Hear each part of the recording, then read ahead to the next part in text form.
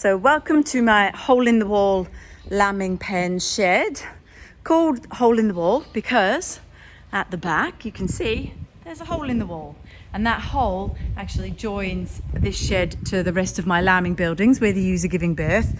You know, it's a lovely sheltered shed. It's wonderful for the individual pens. You can see there's a ramp that leads outside. We can get tractors in here to put big bales and the bales of hay. So I thought I would just give you a bit of a tour and an explanation. I think we'll have Sharon here as the star of my show. Hello, sweetheart. So what we do is after they give birth, as you know, we put them into an individual pen like this. We give them a water bucket, which we fill a couple of times a day, just in the corner there.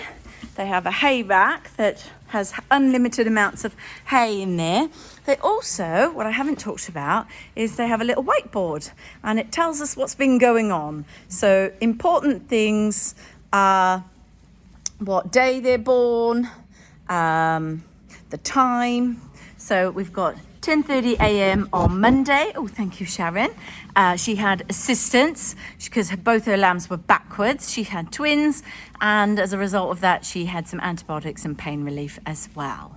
So that tells me everything I need to know. I need to know the time. That's particularly important to be able to monitor the colostrum intake of the little lambs. So 10:30 in the morning tells me that within 3 hours of this, I need to make sure that they have had a belly full of colostrum within 3 hours of 10:30, and then another belly full within 6 hours. So that's why the time is so important. And we've done that, you know, in every pen.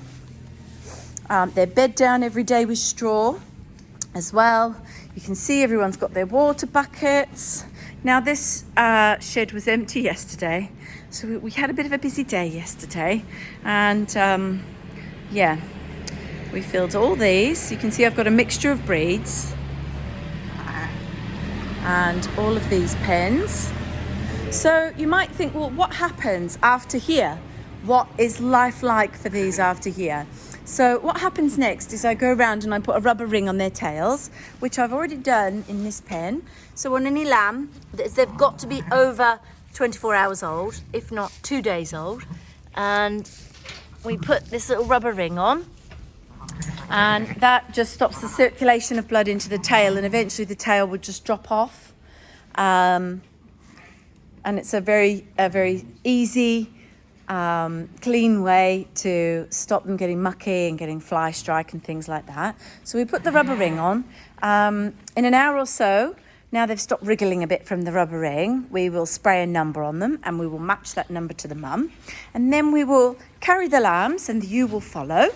And we take them to what's called a turnout pen. So we don't just abandon them into the fields just yet. As you can see, it's trying to rain here.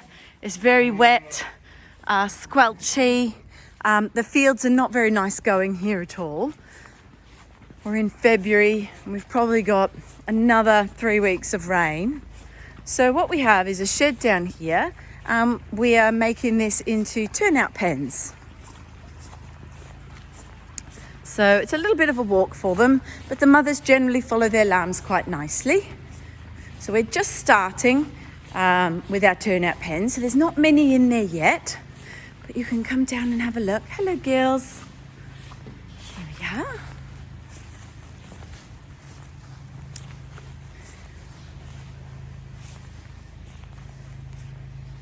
Hello, girls. Hi. So here we are in the turnout pen. So this is where they just start to get used to having a bit more space. The lambs can run around and play with each other in their little lamb gangs and have fun. You might see the numbers. So we've got 9 and it's red. Now red here means a single. So straight away, a red number of any kind means to me that it's one lamb. And if it's got a blue number, like over here, that means there's 2 lambs. Usually I just put the number on one side of the ewe, but I usually put the number on the lambs on both sides. So there we are, a nice matching pair of 13s that are very sweet. I'm actually hoping to keep them, which is why they've got a pink ear tag in their ear. just for now, so that I've earmarked their mum as an excellent ewe. She's been in the flock for 6 years. So we finally got some girls, so I'd like to, keep her bloodline going. So I've got those earmarked for greatness and coming back in. So there we are. So this is the turnout pen. Red numbers means single, blue numbers means twins. They've got lots of space. They've got their cradle hay rack feeder here. We're actually going to put a big round bale. We've been just using little bales. We're going to put a big round bale in there soon. And then they've got all the straw on the floor, and they've got lots of space. They've got their big water trough at the back. And as well as all this food, we're obviously giving them concentrates that we sprinkle around twice a day in the form of ewe rolls. And that gives them that extra boost for that great milk production. And we'll support them with that for the next 4 weeks. They'll be getting concentrates as well as the hay. And then hopefully they'll be outside on the grass, and they'll be sort of past their peak lactation, and they'll just milk well off grass then. You can see there that ewe knows that's not her lamb, and she headbutted it to say, "Oi, you're not drinking from me." So yeah, they really only love their own lambs, and they do stick together. You can see, 15 and her 2 lambs there.